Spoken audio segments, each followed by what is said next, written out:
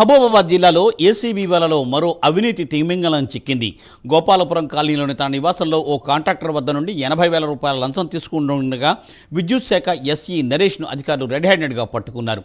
SE నరేష్ను అధికారులు అదుపులోకి తీసుకుని విచారిస్తున్నారు.